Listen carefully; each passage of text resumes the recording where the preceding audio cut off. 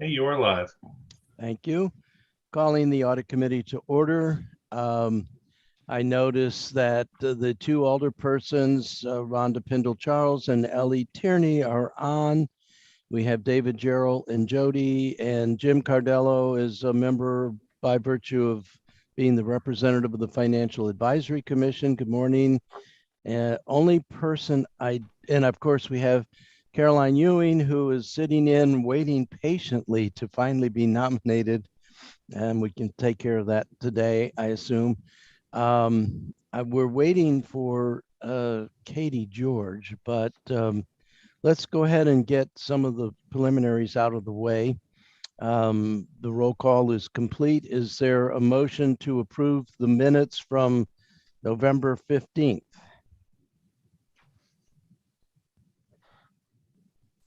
Good. That's my opinion about those minutes too.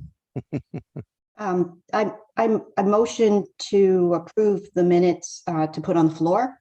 If someone could second for discussion. I will second for discussion. I was not in attendance at the meeting. Or was Can I? a parliamentarian confirm that I can still second that motion if I was not in attendance? I'll second it. That way we won't have to worry. And by the way, we don't have anyone from the Office of Law that I see. The minutes have been moved and seconded. Ellie, please. I tend to use first names if I'm bothering people. I will go to surnames, but I tend to be less formal. Oh, no, I'm totally guilty of that. Thank you. Thank you, Ross. No, thank you. Thank you, Mr. Chair. First, let me preface this by saying this is not a reflection of the author of the minutes at all. I want to make that perfectly clear. And I don't want to put her in an awkward position. I don't know. Already done that. Oh, okay. I don't know the genesis of the reshaping of the minutes, so I'm just not aware of why they were changed. But I am one on documentation and paper and record, and so yeah. Unless the only thing I can think of is that whoever changed the substance of these minutes thought that our virtual meeting or our taping of the meeting was the minutes, if you will. And then that changes the conversation. That's the only thing I can think of, but I don't, the minutes right now speak nothing more than what the agenda says. So I'm not sure if we're voting to approve them or not, but I definitely wanted to bring them on the floor for a discussion on path forward, or if there's some response from the Office of Law, which I hear is what was the genesis of the change. Jim, did you have your hand up? No, I concur with Alderwoman Tierney with regards to that. I don't know when it comes to procedure here, if we reject the minutes and they are returned for resubmission, will the Office of Law have input on the revision? What will we? I don't know what. Again, as Alderwoman Tierney said, I don't know what the next steps are from here, other than to say we disapprove the minutes. Well, the steps that I plan on taking are to have a discussion as an alderperson with the administration. I have long thought that the journal of the council meetings is ridiculously skimpy, and more our council committee meetings minutes have been less than informative. The good thing about the council committees is that they tend to deal largely with legislation, and so a lot of the discussion is self-described, and the votes and any amendments and so forth. But I can tell you, as a user who was trying to get up to speed on the audit committee, I asked him for all of the minutes, and cruising along till September, I had a pretty good sense of what the audit committee had been doing. I'm missing some materials that I need to get caught up on, but when we hit September, as you said, Jim, it's just a recitation of the agenda with no substance whatsoever. And there was in watching the meeting from November 15th, there was a heck of a lot more substance than these minutes reflect. I won't be able to vote on these minutes. It'll just be the three of you, Ellie and Rhonda and you. And we seem to have lost Rhonda. Well, do we have a quorum? What's the quorum of the committee? We have three of us. And then I believe there are 3 alderpersons and currently 2 citizen members. Okay, so that's 5. So 3 is a quorum. Okay, well, good. We can enjoy the rest of Monday morning. But in any event, I think it's something that we need to take up. We, the elected officials, this is a real issue. I mean, speaking of the presentation that Katie George gave at the last meeting about transparency, I think this is a gross lack of transparency. And I can tell you, as someone who was trying to get up to speed, it was quite handicapping.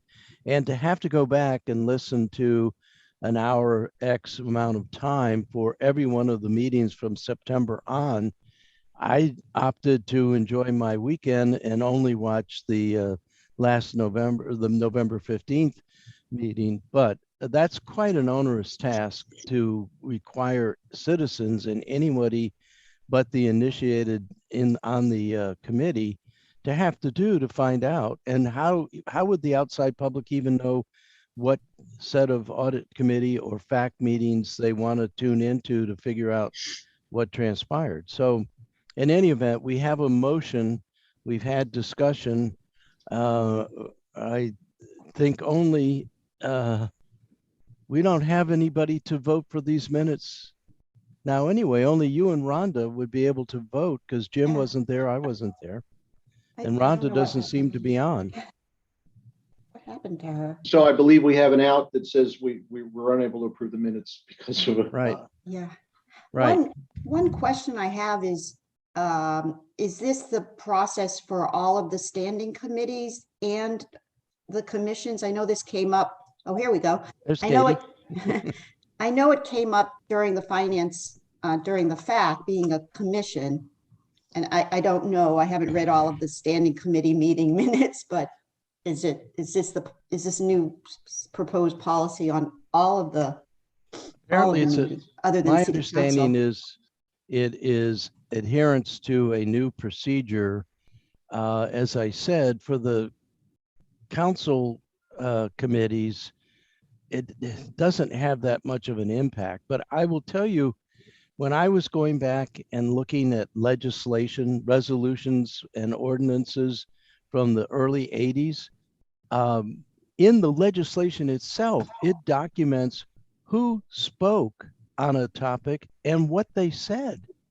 And now our Journal of Ledger, the alleged record of the council meetings, doesn't have anything approaching that. And and again, Katie, I wanted to ask you, I watched the November meeting. I don't have any of the committee's materials, and I would appreciate getting a copy of the outline you did. You're on mute. You're on mute.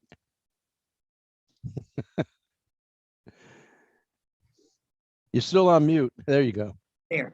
Yeah. I'm so sorry. I did send it to you this morning. Oh, good. Probably Well, quarter I till haven't 8. been on email this morning, so thank you. All right, well, take a look.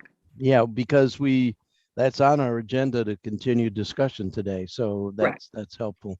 So in any event, Katie, before you got here, we were having a discussion about the nature of the minutes in general, but we have before the committee the minutes for the 15th of November meeting, and only you and Ellie and we had Rhonda are eligible to vote on it, and you and Ellie don't make a quorum, so we can't vote on the minutes at this meeting.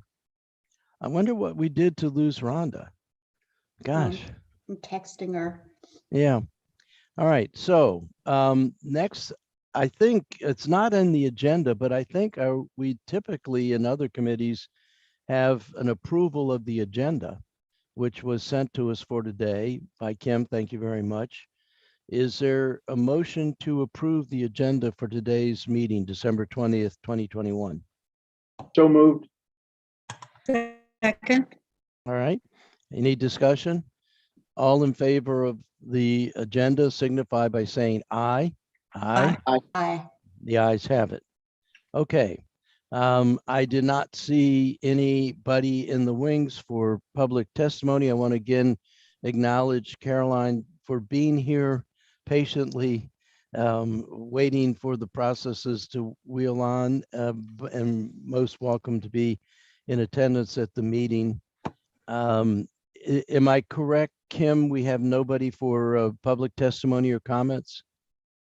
Correct. That's a placeholder on the agenda. All Thank you. right, thank you. Now, reports from committees. I am innocent to the audit committee, so I don't even know what the committees of the audit committee are. Are there committees? And if so, would the people who are on these committees volunteer or report? Ellie? I believe I'm not volunteering on that, but I think this is, I don't know if this is a misnomer, but we did set up a group to review performance measures, if I understand correctly, or some sort of a subgroup. Am I correct? you are correct, Alderman Tierney. And I think I was the lead on that. I don't know that we had committee chairs, but I think I was the lead. And the basic plan on that initially was to get the review done that Forest Consulting completed. So I think once their report was presented, then our little group, our subgroup, didn't have a further task. But that's just my recollection. If there was a further task, I need to be reminded. In terms of housekeeping, did the committee accept the report, or was there a formal report to be accepted by the committee even? I mean, the audit committee writ large now. Mr. Gerald, David. There was the consulting firm came and briefed the audit committee, submitted their, my understanding is they submitted their recommendations on the new performance measures. And so I think that was accepted, and we're working to implement those new performance measures. Thank you. All right. Like Alderwoman Tierney, I am desirous of documentation and building a record. Years from now, I'm sure in 2035, there's going to be some avid member of the council who will want to come back and just look at what we did today. And I want them to be able to find that out. So I had already asked Kim to get a copy of any of the materials over the last year or so, including the audit of Parks and Recs and also the report from the performance measures. So that actually, is there any other subcommittee of the audit committee that needs to report at this time? Assuming that we'll take up risk assessment as item B under item number 7 of the agenda. Is there anywhere is there anywhere an enumeration of the subcommittees that have been set up? Okay, we'll have to work on that. All right, so it looks like we're ready to move to item 6, which is new business. And that's the discussion of the audit committee transition. Does that mean I need to mute and go off screen? I mean, this transition is me, I guess. Were there other things that were intended by that title, audit committee transition? I can tell you, for me, I was a co-author of the original legislation, and I think there was some legislation that Fred had done during the last council year or term. But I went back to read out of the code the purpose for the committee, and there are a lot of words there, but I would like to, because I'm new to the committee, at some point have a discussion again, reevaluating the actual purpose of the committee, and in particular, and Jim, I need to get a contact number from you. I tried to call you at the number that Hillary gave me several times, and I got an answering service, but you are the auditor on this committee. I'd really like to know, and I think Katie, you have some experience here too. I'm a certified internal auditor, so I'm Okay, probably good. So we have two people that can help person us. on the Excellent, excellent. So at some point, maybe for the next agenda, I think it would be worth taking some time to step back and review the audit committee purpose and what we're doing and so forth. In listening to the meeting on the 15th, I was kind of wondering why our finance director didn't report. Director Dickinson, we still have an internal auditor, right? It was a gentleman who took over from Mary. What was Mary's name? Do we still have a city internal auditor? No. Wow. Well, So we did, I think that one time they conceived of an internal audit position, and a staff member was added, a staff position was added. And I think even it might have been Kim that was brought on to do some of that work. But the position changed duties because of other staff shortages. And now that position is just an accountant helping up with our regular processing. So if you're talking about Mary O'Brien, she was a risk manager, and we have a risk manager, Corey Bradley, who you may have already met. He's been around for a year or so now. So that's our new risk manager, who does, handles the workers' comp claims, does safety training, that kind of thing. City Manager Gerald, you had your hand up? Yeah, I was just going to say exactly what Director Dickinson just said about Mary O'Brien being replaced by Corey Bradley, but they're the risk managers, not the internal audit function. So I thought I saw language talking about coordination between external and internal auditors. It sounds like I know we have an external auditor that comes in. What is the new name of the CAFR? I can't remember. ACFR, ACF, the ACF. ACFR instead of CAFR. Right. So it's the annual comprehensive financial report. And yes, they're finishing up, we're finishing up the FY21 report now, but I think the wording is, in general, if there were internal auditors, you would be coordinating internal auditors, but we don't have any. So But that would be the role of the audit committee. As Pogo says, since there is an internal, we are it, we are the auditors. Yes, Jim. Mr. Chair, I was part of an ad hoc committee that was working on refining and fleshing out the audit committee legislation. And the discussion was around, we have a recurring arrangement with an external auditor, which is required for compliance purposes for various reasons. And the other piece of that was we would utilize allocated funds to do internal audit related activities. And the audit committee would be the point of contact for those internal audit type activities. So that's why the legislation refers to internal and external auditors. Okay, so I'm going to turn to Katie and say, Katie, can you tell me what Jim just said? It's words. Well, I think Jim was pretty straightforward there. I mean, the only actual audit function that the city of Annapolis has at the current time is the externals that we retain to do the ACFR, and that's it. And we have, I mean, that's it. So any other audit activity that occurs has to come from the audit committee determining something needs to be reviewed and putting together the contract to engage an external party to do that work. And that's thus the need for a risk assessment.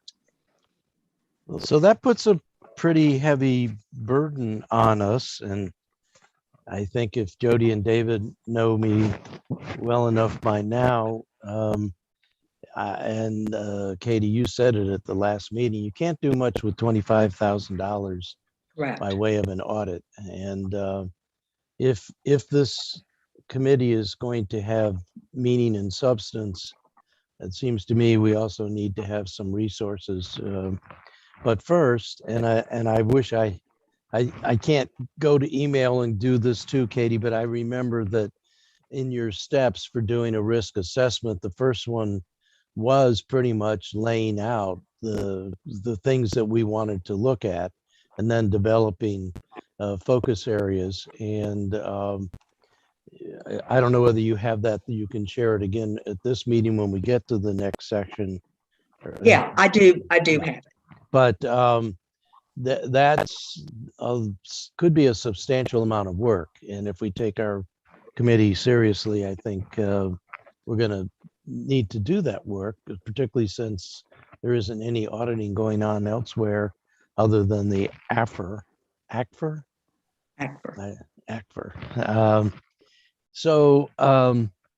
Yeah, we'll need to talk about that and maybe make that an agenda item for our next meeting. So I think Alderwoman Tierney has a question. Yeah. No, I just didn't want to let this opportunity to talk about, since it is the subject of the agenda, is the transition. I just want to speak to the fact that the audit committee has sort of, for lack of a better word, sort of struggled with what its role would be, and I commend Alderman Arnett for sticking it through. But I just want to bring up the fact that, especially in this economic environment, if you will, I'm really excited about sort of this holistic look at our budget as far as a risk analysis and performance measures. And one of the tasks of the audit committee will be to review performance measures. And, they're not always easy to justify, but it's necessary, for performance measures in the long run. And as I think it was my colleague Alderwoman Finlayson said at our last work session, we're really sort of in the service industry, and this will help us identify our strengths and our weaknesses, our high performers, if you will, that bring in revenue, and areas for improvement. And it also helps us set some benchmarks to perform even better. So I'm just really excited about this role, and the again, I wish I had a better accounting word for that, but that sort of holistic review of our expenditures as far as risk analysis with our performance measures. So I commend how far we've come, and good luck, Alderman Arnett. Well, but you're correct. Look at the budget that we're going to be handed in April and have had in the past years. The backbone of that budget has been the performance measures. And I don't think our performance measures, I know they're nascent and they were getting up to speed, but they are a far cry from measures. And even any ability to really say, well, your performance was 90%, so your budget is 90% or something like that. So I'm really looking forward to seeing what improvements were made by the departments and how that's going to be reflected, if it's reflected in the fiscal 23 budget. But I think you're absolutely right. And Katie, I've been talking with Alderman Payone, former Alderman Payone. He expressed to me that this is also a passion of yours, and I'm glad to hear that, because I think that the backbone of getting good services in a service business is getting good performance and getting value for dollar from our performers. So I think that's a big challenge in and of itself for this committee. So I look forward to that. Are there any other matters on transition that we need to go to? And does the committee feel that the discussion on transition is complete, or should we put it on the agenda again for next time? Mr. Gerald? Yeah, I would just mention the issue that Alderman Savage brought up at the council priority meeting the other day, and that's the fact that this is the only remaining committee that has both residents and alder persons on it. So at least from one council member, there seems to be some interest in transitioning away from that model. I would just bring it up so that, you know, maybe you all can formulate what you feel the appropriate response is when that comes up again, because I'm sure it will. Now, I can respond to it right now. This is not a standing committee, and I listened to the city attorney at the last meeting discussing matters as though this were a standing committee. It never was, and this is actually a committee that is found in the charter, not in the code. And I think from the very beginning, it was an attempt to have a blend of outside expertise. And then the very original committee, we had Julie Mussog, who was very strong on financial matters, and we had Al Kirshner and Jared Lippman, who was the person who instigated forming the audit committee, but also was on a national board of a corporation, an attorney and specializing in these things. I think it's a matter for discussion. But if we're going to do that, then I want to discuss whether we shouldn't make the Environmental Matters Committee a blend of outside and inside people. I guess that was not a joke. I'm sorry, do we need to brief those who weren't at the work session? It was basically the premise of why the alder persons are serving on this committee was the issue, just in case you weren't aware of what we were talking about. Yeah. So it is a committee that receives money, budget, and so that's one of the reasons in the past it has been given that it, unlike, say, the Financial Advisory Commission or the Annapolis Environmental Commission, this is a body that receives monies from the city budget. But I think the real reason was, rather than just have it all alderpersons, there was a recognition that it would be very unlikely that alderpersons internal to the city council would come with the knowledge and experience you need in finance and auditing. And so the desire was to bring in that outside expertise. Now, it could be that, and in fact, I heard somebody referring to, was it Mr. Gerald or Mr. Payon, the non-council members on the committee as volunteers. I think you're a little bit more than volunteers. I hope more than volunteers, but so I think it was done by design, and Alderman Savage wasn't part of that effort. So I have made a mental note to have a sit down with him and go through some of the rationale. But if we want to change it, that's a charter amendment. And I will also point out that and it's actually something I wanted to bring up to the committee, the Charter Revision Commission has recommended that we not be able to make charter revisions as cavalierly as we're able to do, a simple majority. The charter should be something that is more like the Constitution and its amendments. It should be something that is substantial and not easily changed. And you have to have a supermajority to do that. But that's a topic for another time. But David, I don't know what you propose that we do. We can leave this on the agenda, or maybe put it on, say, a February agenda to have further discussion. No, I just thought it was worthy of discussion, and because I think, Rob said that he's going to bring it up again. He brought it up then and is going to bring it up again. Again, that's when council members opinion, but I just wanted to make sure that it was at least aired while you're talking about the audit committee transition. Well, I will recognize you in a second, Katie, but it's certainly not my druthers to change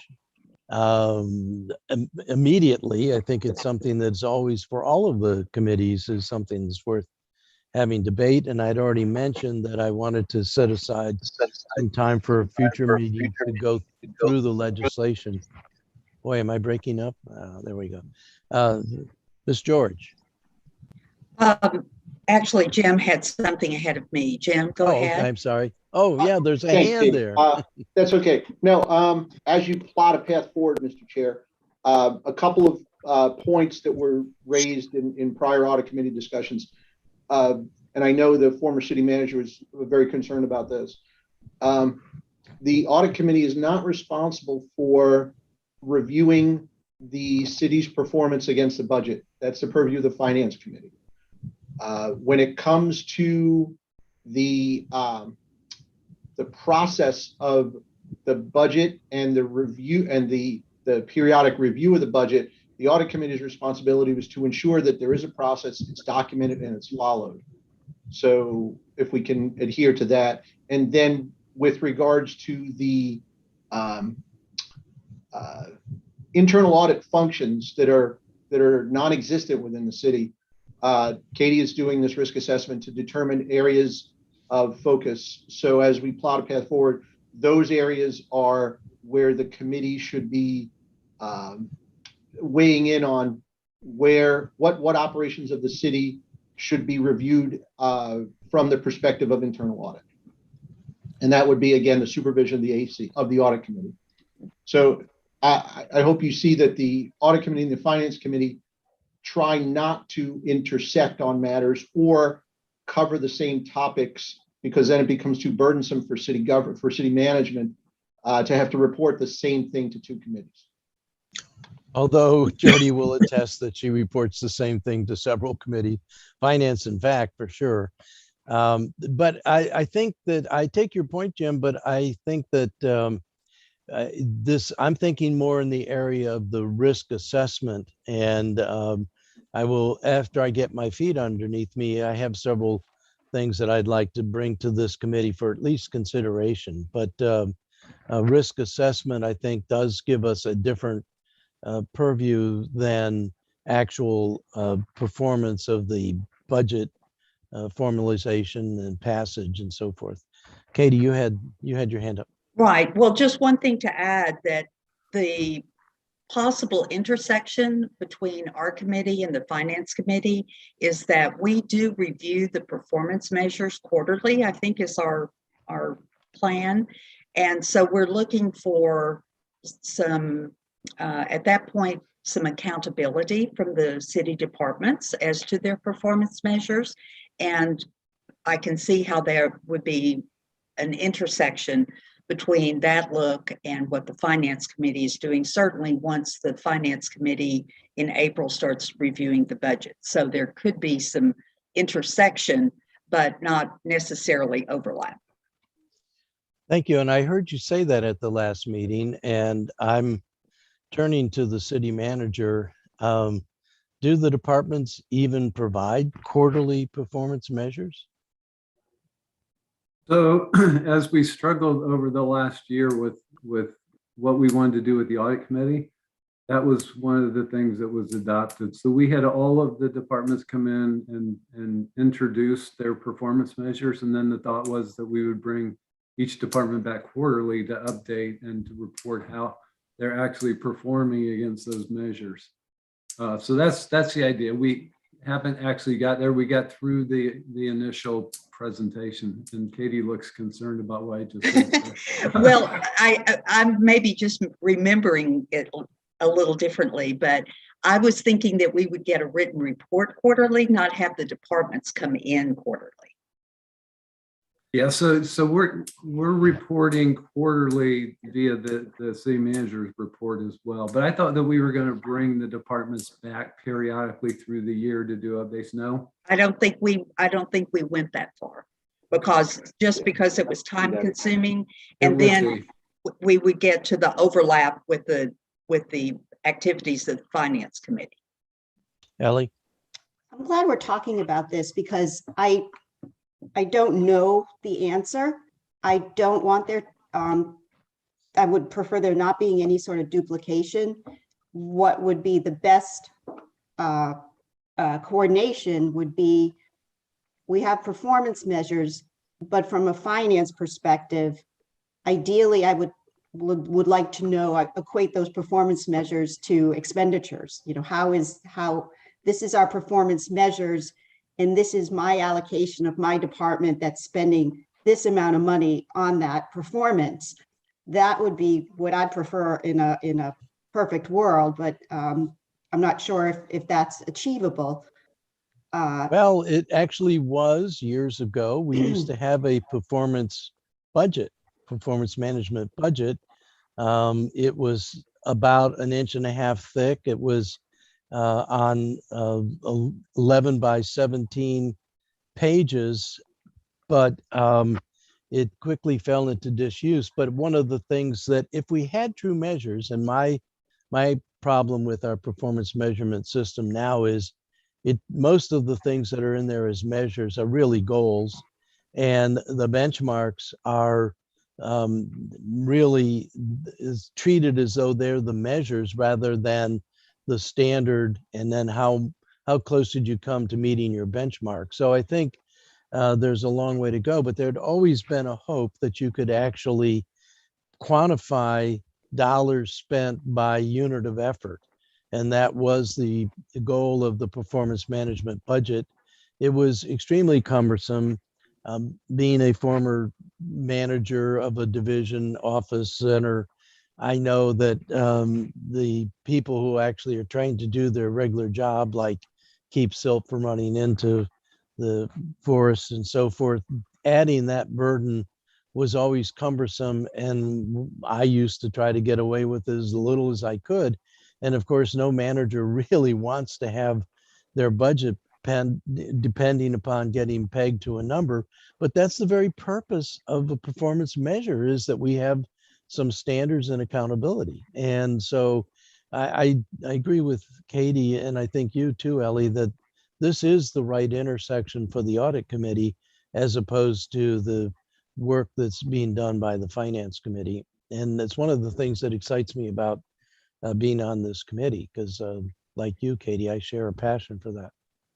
Yeah, I really don't, I want to continue this conversation, because this is something that's always been troubling me, that when a department gets up there, let me be more specific, say for DPW to get before the finance committee and say, well, we paved so many miles of road, and not equating that to expenditure, sort of a so what. And you have to forgive me, I come from a construction of background where I look at staff efficiency. We used to call it return on staff. So I really think that we have to equate the performance measures to some sort of cost. And I don't, that would have to be discussed further with the city manager. And I know that we did try to do a performance estimate or performance budget before, and you're right, Alderman Arnett, it was too tedious for the department heads, but at the same time, they need to know where they're spending their money. They should be able to evaluate their own staff efficiency. So I'm not really sure where the problem is, but I know that it might have to do with the format of the budget and the munis system, et cetera. So we can talk about it later. I will get to you in a second, Katie. Let me respond though, because in my view, the budget comes to the mayor 99.9% already locked up, and particularly gets locked up when the union agreements are made. And that, if they're multi-year agreements, pretty much projects the cost side, and then we try to find the revenue to cover our expenditures. And so to me, the only way that the finance committee, and I hope the audit committee can help it, has any way to recast the budget is to be looking at this performance measurement side. Otherwise, as I said in the last budget, the budget that was presented to the council was legal. It was balanced. It had a line item. It met all the requirements. Who knows whether it was correct or not? And I'd say we have significant variance when we see the amount of surplus we generate versus what we were proposing in the budget. Budgets are projections by their very nature. Now it's short-term projections, so it should be pretty accurate, and I think ours have been. But the only way that the council could have any role in changing the budget, in my view, is by looking at performance. And one of the things that the performance management budget was supposed to do is to give us a metric where we can say, do we want one more unit of parks and recs, or one more unit of police, or one more unit of fire, because we had a comparability basis where we could do it. Now, it never got close to that.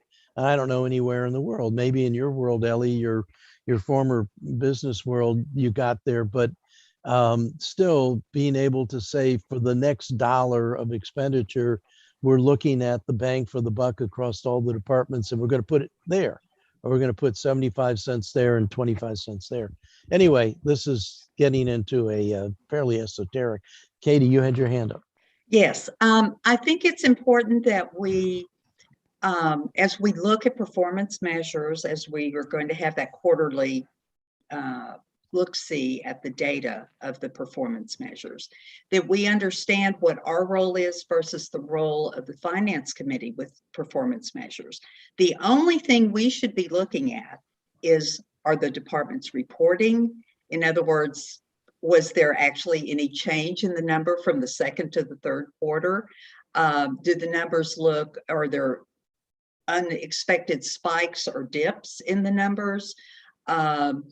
And possibly, do we need to audit the performance measures? Because we're just relying on the good faith of the departments to report accurately. So if there's something that suggests that perhaps there's some nothing intentional, but just, maybe they're not capturing the number as we would expect, then that's within our purview. Any assessment of how the performance measures are reflecting the efficiency or effectiveness of the department, that belongs within the Finance Committee's role. So I just want to make sure at the outset that we're not getting in their business, so to speak. And Ellie, you may have some thoughts on that as well. Well, just clarify, when you say numbers, you're referring to performance measures being, I want to make sure that you're not talking about, right? Could you clarify what you mean by numbers? Certainly. All of the performance measures that are in place have a numerical equivalent. Those are the numbers that we're talking about. We're not talking about dollars. We're not talking about, unless perhaps that's a ratio that's reflected in a performance measure, but I don't think we're at that level yet. But yes, just the raw, here's what we said we were going to do. Here's what our number is. So that's a very kind of dry report that we would see every quarter. David and probably Lynn Farrow would be forwarding that to us, and we would be looking for, anomalies, anything that looks unusual, but and perhaps referring that back to the submitting department.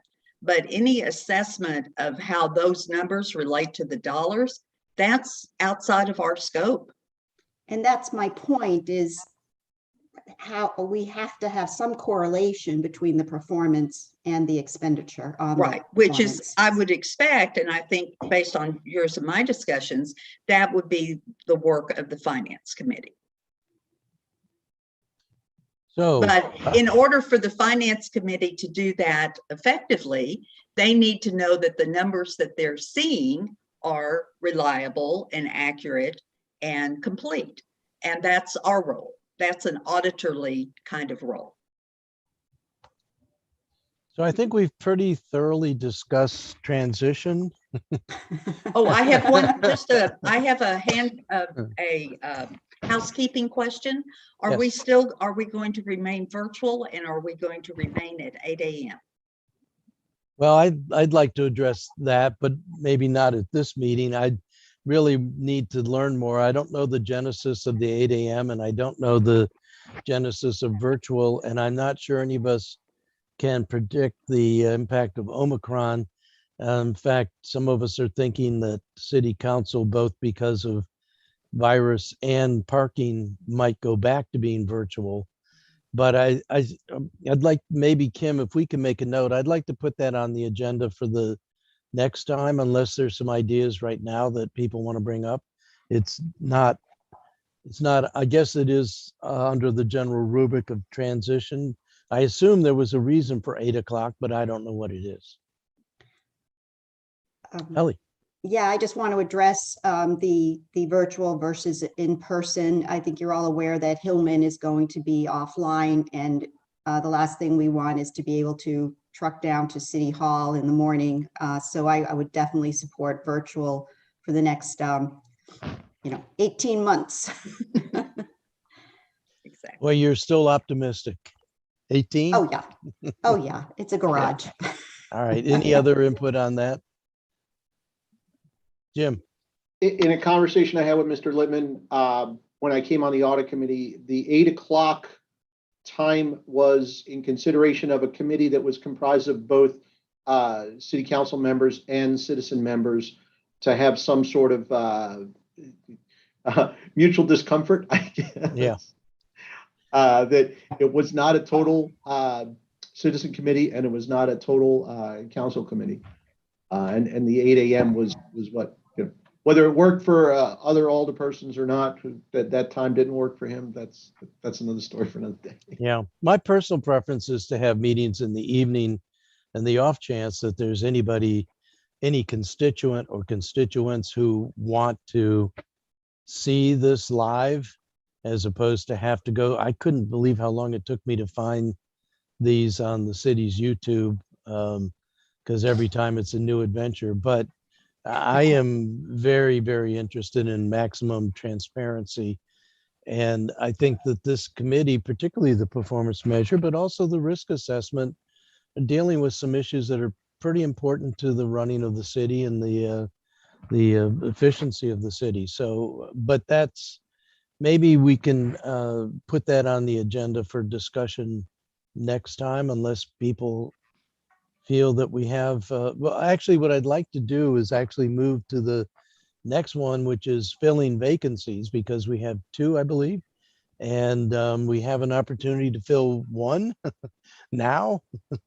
And I must, Caroline, I listened to you explaining in the last meeting your background, and I also give great credence to the fact that you've persevered and shown up at these meetings and carried on. But let me ask the committee members. I think that the appropriate procedure here is that the committee select and I think approve the members of the committee. I'm not even sure this has to go like filling vacancies elsewhere to the council for approval.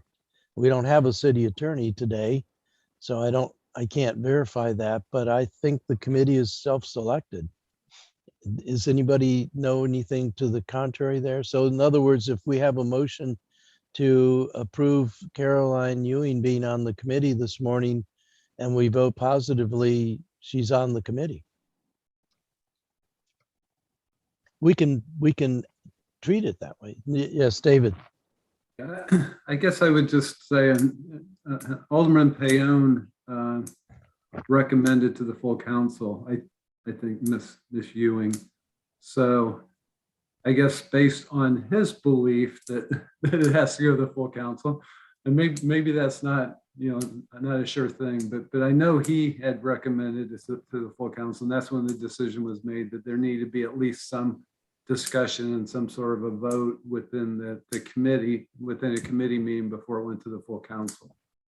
So my personal view is that Alderman Payone was incorrect, and I think Alderman Payone was thinking about this as though it were a standing committee, which it's not. And I think that it is self-selected, but I mean, it's up to the committee with where the comfort level is. Either way, we need to fill at least this vacancy and then scramble to fill another vacancy. And I will get to you in a second, Ellie. But then I think we can talk more holistically about meeting time preferences and meeting venue preferences. Alderwoman Tierney. Yeah, I just wanted the charter reads, the appointed citizens shall be nominated by the alderperson members and confirmed by the city council. Okay, I stand corrected. Which section of that what's that in? Composition of the audit committee, 2.48.400. 400. Yeah. 400. So it's right in the very first one.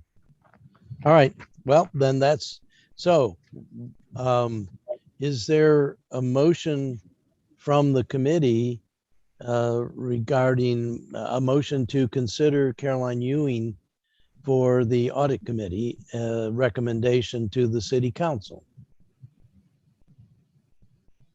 I see hands. Is that your motion? Are you making the motion, Oh. Katie? Yes, I'll make the motion. All right. Thank Is you. I there- second, So I moved. second her nomination to be All right. recommended. to the council. Is there further discussion? All those in favor of the audit committee making a recommendation to the city council to accept the nomination of Caroline Ewing, please signify by saying aye. Aye. Aye. The ayes have it. All right, we will make that recommendation and hopefully it'll get on the agenda for the January 10th city council meeting. All right, that, is there anyone on the committee that has knowledge of another person that might be interested in being on the audit committee? Okay, well, we need to work on that because I think we have a pretty big task and I think my preference is to have a full committee. All right, moving on to the next item, which is a continuation of the risk assessment process. Katie, at this point, could you share, or is it appropriate to share your outline of the risk Well, assessment? It's appropriate. I don't know. Hang on, I'm trying to. Let me get the sense of the committee. At your last meeting, you talked about selecting anywhere from 5 to 10 risk assessment items. I'd like to propose that we take the time to have everyone generate their own list and submit it to us for consideration at the January meeting. I don't know what everybody's time hack is, but we're getting close to 9 o'clock. I don't know what your traditional time of leaving is, but I presume that one of the reasons for having this early in the morning was because many people went on to work, meaning Jim. So would it be appropriate to ask the committee to all submit a list? And actually, I would welcome input from the city manager and the finance director too, but to submit a list of your top 5 or top 10 risk assessment areas that you think we might want to consider. And at the next meeting, we'll have that ahead of time and we can be thinking about it and then maybe pull together our list of risk assessment areas. Does that sound like an idea? It is an idea. Katie? It is an idea.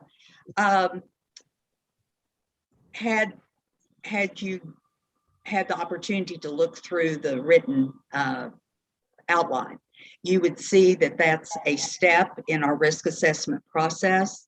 But to do that, the risk assessment process needs the attention of all of us for an entire meeting. I mean, it's going to be a whole activity and it's going to take an hour and a half. And I think to think that it could be done at the next January meeting might be a little optimistic. I think we need to have those topics. I appreciate your saying the list of the topics ahead of time because that is part of this process. But I'd like for you to get up to speed on what the actual process of a risk assessment is before we start charging down that road. So I would request, Mr. Chair, that we perhaps give everyone until the February meeting to present their list and take time. If we're going to stop our meeting around 9 o'clock today instead of 9:30, I think typically we go until 9:30. But if we're if we're not going to go through the outline again today for your benefit, then I say we don't try to do the actual risk assessment activity until the February meeting. But that's just my thinking. I think your suggestion and my suggestion coalesce quite well. I would think that it would be good for all of us to be thinking about the areas. I felt like I got the benefit, and maybe you and I can talk offline, but I thought your presentation at the November meeting was pretty clear and straightforward. We'll find out how much I paid attention as we move forward. And I certainly would ask the other committees members what their comfort level is. But I do think that it would be a good idea for the next meeting to have everybody's suggested list. And then I think you're probably right. We can mull that over and maybe narrow that down some, and then have a full meeting in February where we really initiate the process. And I only, 9:30 is fine with me. I have nothing for the rest of the day until cocktails at 6. So we can go on forever. But let's hear from other members of the committee. What is your sense? Jim Jim, has his hand up. Yeah, thanks. In I'll get you, addition Mike. to, the risk assessment issue, our external auditors traditionally present their audit report in January or February. So the January or February meeting should have the report of the external auditors. In addition, the engagement with the external auditors was renewed last year for 1 year. We had discussed in November about comprising an RFP for new audit service, not for to repropose audit services for a defined period of time. And I know losing Brian is a great loss for us on the procurement side, but are we still, this is a question to Jody and David, are we still preparing to present an RFP? And again, I did offer my assistance in that RFP, so. Okay, we're wandering a little bit, but meantime, the city attorney has his hand up, and I always want to hear the wisdom from the city attorney. Mike, you're on mute. I can wait. Thank you, sir. Okay. I can wait. I right. think Jim had some questions that probably need to be answered before. Yes. I just All had right. a question. I just had a question or two. Okay, thank you. So Jim, I heard you correctly. You raised two different things. One, we're going to be getting a report in February or January. Jody, what do you think the likelihood is of a January? What is it? Okay, so we are not going to have the SACFR done in December. And we're shooting now for January 31. I've got my extensions from the state and from the GFOA to do that. And so I assume it's going to be coming out sometime in the latter part of January. And after that, they conduct the single audit of the federal grants. And typically, in a normal year, we would wait until that's done. That's due by March 31st. And so the presentation to council would be after the single audit's done. However, last year, the single audit was delayed significantly. The federal government allowed the deadline to be pushed all the way back to September. So it was so late that they did the presentation of the financial statements after it was completed, which was delayed until March. So that was done in March. I think you had it at your April meeting. April or May. And so we would be ready, so far as I can see, to have the ACFR ready by your February meeting. However, if you want to wait till the single audit's done, that would be April. So let me ask this. What, other than hearing a presentation, what is the role of the audit committee in getting a presentation independent of the council or independent of the budget, which is presented in April? I'm asked, it's a legitimate question. One thing you do is select the auditors and Well, okay. yeah, so select the auditors and follow up on their work and get the presentation and review the findings, any kind of management letter comments, those kind of things, usually follow up on and make sure that things are being corrected. So selecting the auditors, isn't that something that should happen pretty quickly? like now or at the latest in January? We were directed to put an RFP out for this next audit, and we did an initial draft. And Brian is working on a secondary draft, but that's not done yet. He's been kind of tied up with it, everything else. And he's agreed to stay on with us until at the latest summer, even though we don't have a replacement for him yet.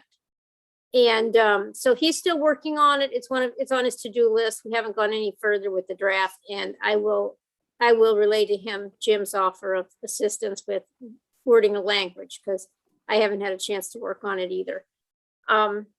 So we're planning on getting that out for this next audit, which would, the interim work, the planning work could start in May or June, providing we can get it on the street fast enough. All right, so I'm still a little confused. It sounds like this is something we need to get on an agenda or two, but it's not clear to me when the administration will be ready for it to be on our agendas. I think the next thing that would be on your agenda would be the review of the RFP before it goes on the street and getting your feedback on it. I don't think it's Okay. going to be a lengthy discussion. We would give you the draft, have you look at it, and then talk about it at a meeting, and then we'd make the corrections and put it out to bid. So that really should be on the next agenda. Ellie, you had your hand up? Yeah, I thought, and correct me if I'm wrong, that it was the intent, I guess, of the audit committee that we would have the same independent auditor. Am I misreading that? Or what am I mistaking that with, Jim? No, for the June 30, 2021 year, we were presented with one option to renew CLA or not, and we voted yes. For the FY22, the fiscal year ending June 30, 22, the instructions from the committee to management were to prepare an RFP for new audit services, beginning with the FY22 audit and continuing for whatever time frame, whether it was 3 years, 5 years, I don't recall exactly how many years that the engagement will be committed to. But that was how, because the year under audit right now that is in process with the ACFRA and the single audit is the 6/30/21, and CLA was renewed for that. And the question was for the 6/30/22 year. Okay. Right.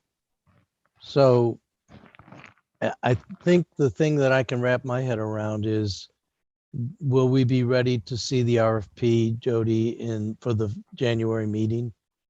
Or if there's some urgency to get this auditor in place, do we even need to consider, well, January's almost here, so I think that's probably the earliest we could do it. But is that something we need to put on our agenda for the January meeting? I don't know. I mean, I'll have to check with Brian to see if he thinks he can get it through another revision. And then I'll have to make some time to review it, to get it to you for a pre-review before your January meeting, so that you can give us any final comments at the January meeting. We can certainly try. I know that my time from here through January is tied up with a lot of things that I have to do for AMRP, our P3 that we're working on, that's coming down to the wire. I'm doing stuff for union negotiations, and besides trying to get the ACFRA out the door, and what else? There's one more thing. In other words, your same usual lackadaisical schedule, not much on Yeah, it. yeah, just, and it seems like everything is coming to a head in January. So it's a little bit of a push, but it doesn't take a lot of my time once I have the draft to look at. And it's going to be some wording tweaks. So it's not a big time consuming effort for me. It's just making sure I can get that on my schedule. Well, I'll speak for myself, but I hope for the committee, we don't want to be an encumbrance. We'd certainly like to review it, but we'll, committee, I'll look to you for your acknowledgement. We'll take it and review it when we get it. And Katie, please. Well, just a question for Jody. Jody, when would that work even begin? I mean, is there an urgency to get them on a whichever audit firm we're using? Is it urgent to get them signed on the dotted line just now, or I think would their that work not start till? So further? no, we could have them start in July and start the planning work in July. But the time consuming thing is getting this RFP on the street. It has to be out there for a month or two. And then we have to set a date for proposals, and then we have to set aside time to review the proposals. Okay. And then pick the successful candidate. So that's the time consuming part, really. So we have a few months before they have to start. It's just that process of getting have it to start. marketed and Okay. evaluating is the real time consuming thing. Okay, thank you. Oh. All right. Oh, Ellie. yeah, please. I'm sorry, with your indulgence, Rhonda wanted me to report Alderwoman Pendle Charles is having difficulty electronically. She's heard about 80% of the meeting, and for the record, she did vote yes for Miss Ewing. Oh, good. Thank you, Rhonda. I was wondering why there was just that name there and nothing else. All right. Well, all right. We will deal with the review of that when we get it to review. And Jim has offered, I don't know, Katie, you also seem like you have some expertise there. So we'll do whatever we can to expedite the process for you, Jody. I'm not clear in my mind, but we're in item 7B, risk assessment, which I think the status is that we're going to be, each of us is going to be thinking about areas of that we would recommend that we think about as our top, as our 5 or 10 areas. And then we will have a discussion about solidifying that focus at the next meeting. And then I think, Katie, your suggestion was for the February meeting, we need to be full on devoting most of that meeting to the risk assessment. That's correct. That makes sense to me. Does that make sense to the rest of the committee? Rhonda, blink your mute button on and off so we know that you heard that. So, okay. All right. So I think we are finished with that part of it. Now the big all-encompassing other section of unfinished. Oh, yes, Ellie. Mr. Lyles has. Oh, yes, I'm his hand sorry. up. Yes, I'm sorry. Mr. City Attorney. Well, thank you so much. I had a question about the risk assessment process. I don't know if I heard the background as one of the city's risk assessment or risk management officials. I wanted to just kind of get some background on what this process was and where it's going. We, at the last meeting, Mr. Lyles, I ran through kind of the outline of what this risk assessment process would look like. And I'm sorry, I resent that document this morning. I did not include you. I will include you. And then if you have any questions, you could follow up with me offline. Sounds good. Also, are you aware of that the city has a risk management committee? Yes. And yes. Okay, is the risk management committee a part of that? They certainly can be. Risk assessment is a more overarching activity and process. So if you would like to have them included, they certainly can be included. We don't have one. Well, then they're included. Maybe not. They are in the code as a committee of the city, but to my recollection, there has never been any assignment to that committee, which is, yeah, Jody may have some information on that. They had a risk management committee at one point. I'm not sure who all sat Yes, on it. I don't think it was, if I recall, Mary O'Brien was on that committee, and that was more focused on workplace safety kind of issues. Right. And so it's a very specific risk they're looking at. And I think that based on the other, if I recall, just generally, they felt like it wasn't really serving a purpose because the way the risk management process was being handled. But I can't recall the particulars of that. And we probably have to look pretty far to find somebody who actually sat on the committee and why they weren't having a success and they didn't feel like it was being productive or serving whatever purpose it was supposed to serve. There was some issue there. Yep. I do remember that one of the things they were looking at were the batteries on the city buses. Apparently there was something wrong with them and it was they were overheating at a minimum. So you're right. I think it was very, very specific.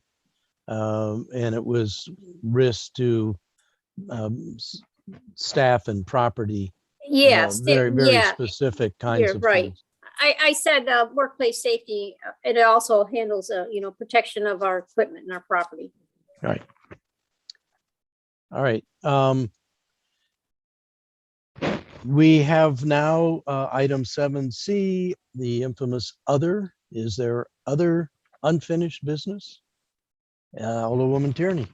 Yeah, I should have brought this up on the agenda approval. Per charter, every meeting, the finance director and or city manager and or representative gives us an update. And I don't know where you want to have that on the agenda. Well, usually it's its own item and often comes early. I guess it would be appropriate if either city manager Gerald or finance director Dickinson want to give us a briefing at this point. We can hear that as other unfinished. I don't think your business is unfinished, but. I can just mention that there's a lot going on. I think Jody mentioned some of the things. The one big thing that she forgot to mention was that we're starting the budget process as well. And that's a big thing that slipped her mind that we're starting that. But Right we're now, I doing- have Katie as a crutch on that one, so I can push a lot of that to Katie, so it's not on my plate, it's mostly on hers. But we are moving towards wrapping up the concession agreement with AMRP so that they can start construction first quarter of next year on the garage. There's a lot going on. So it's December and hopefully everybody has a happy holiday. And then we'll get busy again in January. Yep. Ellie? Speaking of workload, I'm being a stickler on this. On the auditor RFP, when does our existing contract with the auditor, or do we have one, end? Or do we So don't the have that? original, Yeah, I'll go just ahead. say the original contract, I'm not sure when that ended. We have renewed them several years in a row. Since Okay. I've been here, we've renewed them annually. We just we amend their contract annually. So, but they've been our auditors for, I can't even say that, more than a decade. Yeah, I don't know where my head was at when we voted for this RFP, because my concern is we need a single audit by the end of April on the ACFR. And We you need the to write ACFR done. We need the we need- ACFR audited by the end of January. We need the single audit of the schedule of federal awards at the end of March. So who's going to do that auditing? The new? The current auditors, when they put it in, when we Okay. amend their Okay. contract, we extend it to cover both pieces. Okay. And the schedule of federal assistance is usually finished after the annual Okay. financial report's done. Okay, so the terms of the new auditor that the RFP hasn't been written for is from when to when? It will cover fiscal year 22 and forward. And I don't know, I don't recall the number of years you had said to put in the RFP. You were saying 3 or 5. I saw the city attorney say 5, but I don't recall what the number of years were. And that would cover both the single audit and the financial statement audit for fiscal year 22 and forward. Okay. Okay. Thank you. All right. As a piece of unfinished other, I would like to ask each of you to send me your information on how I can contact you. Cell phones, home phones, emails.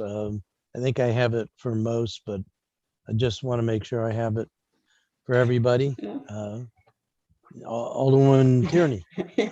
I see that Mr. Lyles is here. Do we want to backtrack to the issue about the minutes before Kim proceeds with the minutes as directed?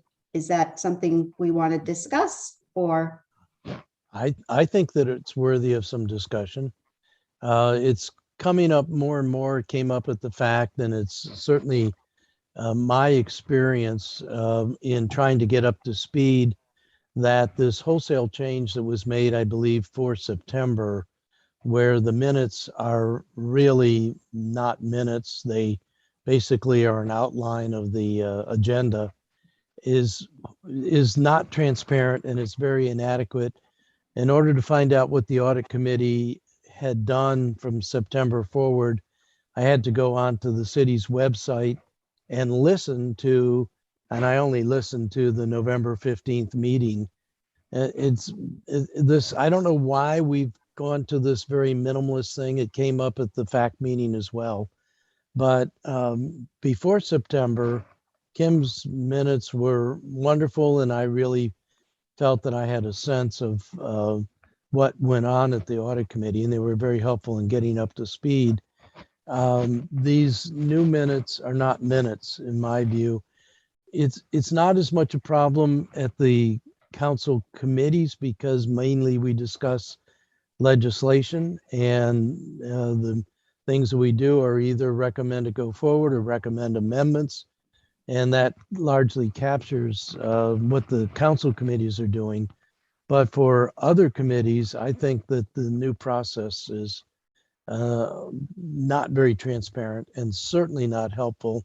And I came into this more or less as a citizen, and I think that it really does make it impossible for citizens to know what happened unless they go to an excessive amount of effort to find these meetings on the city website and then listen to the whole meeting. I mean, the purpose of minutes is to encapsulate in general terms the things that were done and said by the committee. So I wonder if you could tell us why this big change. Mr. Lyles. My office is not in charge of minutes for any committees, boards, or commissions. So I'm not sure what you're talking about and why they appear as they do. So do we speak to the city clerk on that? There was a briefing, and maybe Kim can tell us who, but there was a big change starting in September. Well, I'm unsure about that, because we don't supervise the people that take the minutes. So unless I'm totally in the dark about what Regina's doing with respect to these committees, boards, and commissions, which I don't think I am, I'm not fully understanding. I don't supervise Kim Moronsky or anybody that takes minutes. Jim? Did the Office of Law provide any recent guidance to city staff as to the preparation of minutes? Recent and in the last 90 days? Not that I'm aware of. So I mean, Kim's directions would have come from Hillary, probably, because she handles boards and commissions. And I don't know where Hillary would be getting guidance from on making the minutes. I think there's a resource that says minutes should reflect the formal actions of a committee or a group. And I don't know where Hillary got the guidance to start making the minutes more simplistic. So, and we wouldn't have advised to make them less detailed. We think there is a sufficient amount of detail that is required, not as much as capturing every word that everybody says, because those aren't minutes, but we wouldn't have advised to be less detailed. I'm glad to hear that, because part of the lore of this, which was new, and I don't think anybody was consulted, was that the guidance came from the Office of Law. So I think you're putting to rest that part of it. Well, let no one confuse you. They should never say it came from the Office of Law. They should say it came from Mike Lyles. Okay. or somebody on my staff. The Office of All Law is the cloud in the sky. I don't know who that is, but I'm in charge of the Office of Law, and it's generally going to Who be are those masked men? Hey, I take responsibility for all that we do. thank All right. All right. So, Director- Alderman Arnett, we will look into this to see where this came from. This didn't come from me either. And we stand ready to So- help and train. If somebody asks us, we'll do that. And I think that we have been involved with Hillary in training on some things regarding committees, but I'm not quite sure what the agenda of some of that training has been.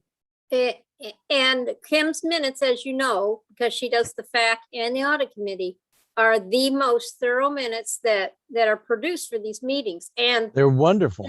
could be described as pretty much word for word. So, and Mr. Lyles just said they shouldn't, writing things down word for word are not minutes, and somehow we've gotten to a point of, we've gone from something that was a pretty thorough discussion of everything that was talked about being pared back to just the formal actions taken up by the body. So we need to look into what the issue is, and if we can find some kind of middle ground or something.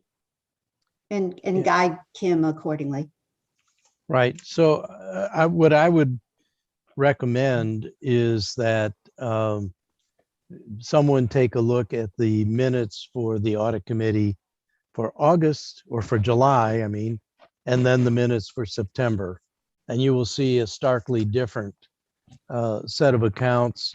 For me, looking at the minutes prior to September gave me a good feeling of what the Audit Committee had been doing. And after September, it was of no use whatsoever. And I needed to resort to going to the actual video and listening to the entire committee meeting. So there's got to be some middle ground. And David, I appreciate your offer. I'd be happy to help with that search. Yes, Ms. George. Thank you, Mr. Chair. Mr. Laws, just a question for you. The YouTube recordings are those considered a record of our meetings? Well, in a pinch, yes. The problem you have is that every video, in order to be captured as a legal reference for your prior meeting, has to be approved by the committee, meaning The actual video would have to be approved. right. So the video is a record of the meeting. The problem you get into is until you approve it, it's not the official record. Gotcha. So I mean, that's a like legal we'd have definition. to add an agenda item every Yes. meeting that says we're approving this video of this. Yes, and then that would become the official record. Now, Gotcha. it's an official record, for the public, but you have a technicality there. And the technicality is, did it show up on the next agenda? Did you say to everybody here, did you review it? Are there any changes, additions, deletions, revisions? Oh. Right? Because it could be that a video doesn't capture everything. It's a Yeah. technicality, but it is, but it isn't. Gotcha. Thank you. All right. Is there any other unfinished business before the committee? All right, well, we're now ready for a citizens group presentation. Can you bring Jim Conlon online, and he has a presentation? No. Just kidding. I assume there is no citizen presentation. Hearing that there is not, it seems that the agenda is complete. Do I hear a motion for anything for the good of the order, or a motion to adjourn? Alderwoman Tierney. I feel like a teacher's pet here reading the charter, but one thing I saw that all of the members are voting members. So a quorum would constitute everybody but the city manager and the finance director are voting members. So a quorum would be that majority of us. Right. I also saw in the legislation that we're supposed to have a set of rules and procedures.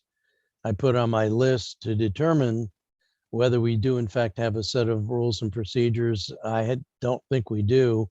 So I think that's another thing we need to put on our list of things to get accomplished. All right. Is there a motion? Is there any other business that members want to bring up? Failing that, is there a motion to adjourn? So moved. Second, All those in favor of adjourning, before I say vote, I want to thank you for your participation on the audit committee and helping me limp through the leadership of this first meeting. And so all those in favor of adjourning, please signify by saying aye. Aye. Aye. The ayes have it.